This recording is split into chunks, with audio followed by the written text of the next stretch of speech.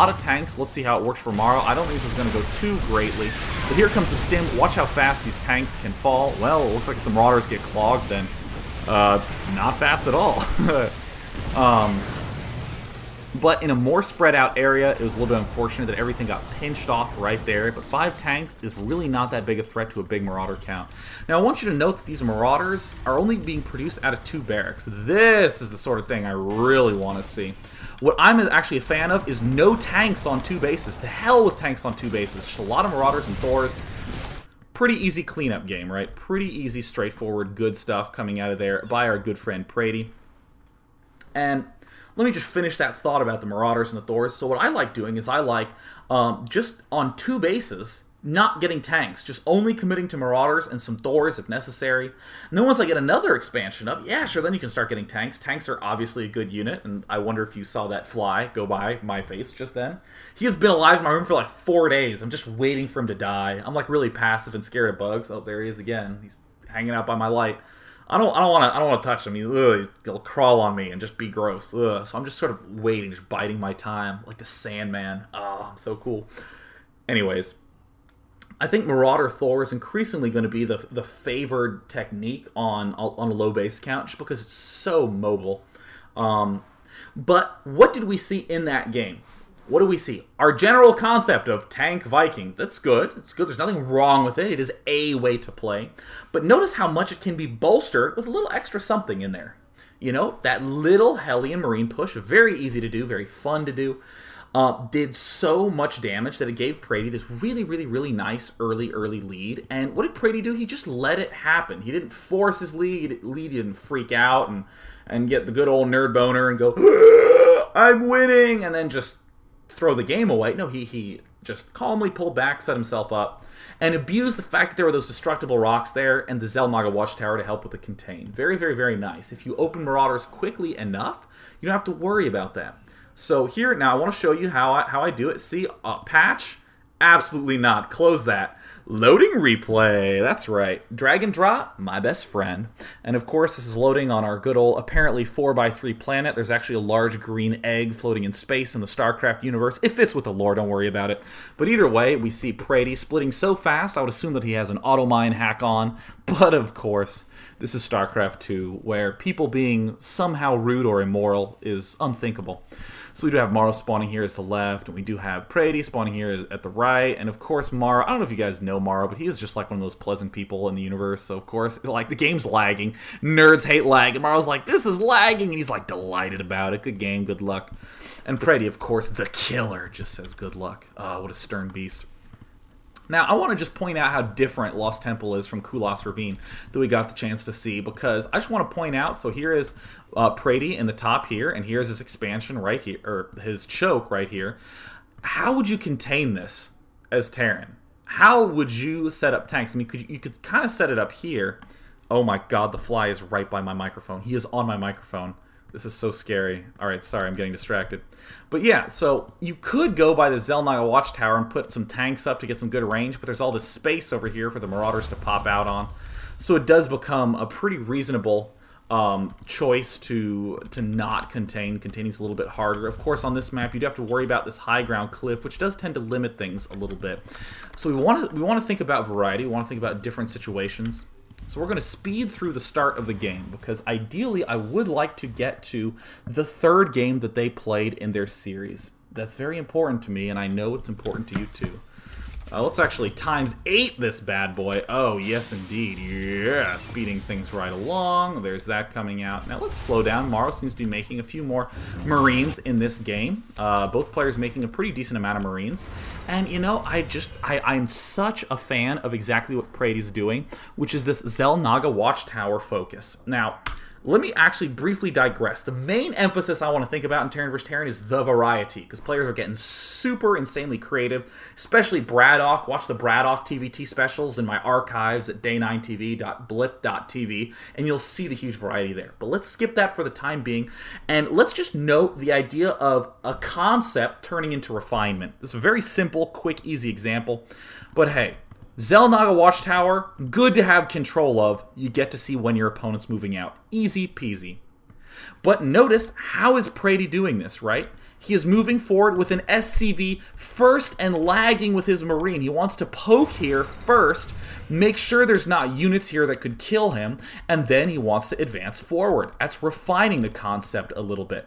And what happens naturally is players will take their Marines and walk here because they know the concept of holding the Zelnaga Watchtower is good.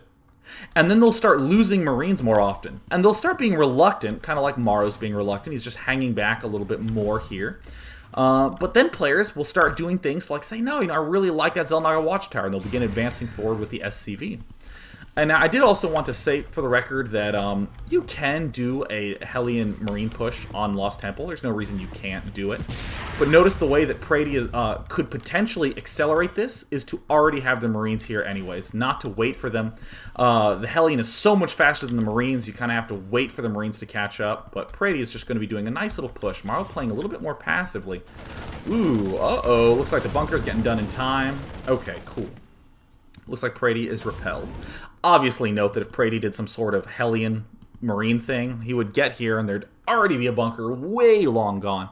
So hey, what's another one of the many possible openings? Well, it's going straight for a starport. Wow, skipping tanks. And anytime you see a bunker going down in Terran vs. Terran, this should be a big signal to you. No tanks coming up anytime soon. Because really, the Marine in the bunker is the only way you can possibly hope to stay alive. So we see Predy doing a pretty similar build to what we did in the previous game. Nothing wrong with this. Nothing wrong with repetition.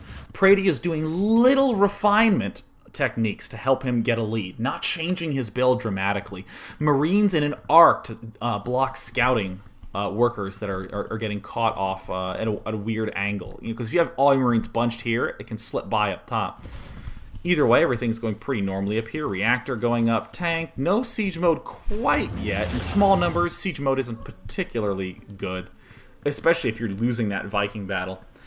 So, I want you to just realize right now, obviously no tech lab coming up yet, obviously nothing but Vikings coming out. I want you to note how it seems like that's going to lead into the same thing as last game, just tank Viking.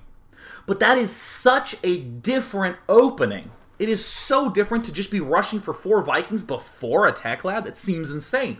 A lot of vulnerabilities there. It's a pretty good build. You'll still have some versatility, as we'll see in a moment, but can be a little bit threatening. Because you're so vulnerable. You're so vulnerable to those Marauders. I mean, if all of a sudden, let's say these Vikings of Morrow make it over to Predy's base, and it sees some barracks producing. For instance, if Predy rushed for Ravens and then went 3 barracks with Marauder, which is a reasonable opening to do, you can get a Banshee and then you can get the Raven. But, if Morrow sees that, what is Morrow going to do? He only has Vikings. He has to just pray that not enough stuff can get up here to kill him off. And then here's the latest tech lab known to man. 6 Vikings have started before the first tank gets started. That is a very long time to wait around for a tank. And going to the unit counting station, we do see that Predy is already quite a ways ahead on the tank count. He'll be able to start his second one by the time Morrow is starting his first. No siege mode down. No siege mode down. Still just favoring those Viking battles. And as we can see, Morrow is slowly pulling quite a ways ahead in that Viking count. A little bit fragile when you do this super fast Viking. Notice, oh no, I don't have enough money. I cannot make additional Vikings, but... oh, these 2 Marines are going to be pretty huge. They're little balance tippers. Most players are trying to kill off each other's barracks, or Baroxen, or whatever I'd be calling it. Whatever cool word I made up my own. But yeah, trying to pick off this barracks, obviously going to be a good thing. But notice how carefully these players are doing this. Oh yeah, and the good old land. Wait a minute, we can't shoot down. Sure, you can land, but that's so dangerous. If these 6 Vikings landed, and these 4 Vikings managed to get over to the landed 6, the landed 6 would be pretty screwed. Right when they lift up, they would take a bunch of extra shots, and Predy would be at a distinct advantage. So Predy doing some good variety right here. Good old command center going down. This is a fun little technique if you're ever feeling broke, just to get the refineries up way early. Or for some reason your opponent did a double gas steal, you can make these refineries early, collect SCVs in there, and right when the command center lands, you can get a whole bunch of extra returns. We've seen that happen in the Brood War. So I do want to speed this up, because I'm disappointed in these players. They're going tank Viking. How depressing. I'll have to just do one of my Terran vs. Terrans coming up soon, because it works really well. I just want to state for the record, This is what happens when this sort of trendiness happens. I mean, look at this is 1 tank each. 8 Vikings, 8 Vikings. When this sort of stuff happens, people just kind of focus on the units a little too much. So when they do other varieties, like I remember when I was trying to incorporate more Marauders and Thors, I'd look at that and I would go, well, okay, let's just make sure I get tanks here too. I would kind of go Marauder, Thor, and then tanks. I'd stop making the Thors. And really, after I one day was like, why am I making tanks? These things suck in small numbers. I got a whole bunch of Marauders, bunch of extra barracks, and suddenly I felt way more freedom. I was way more aggressive.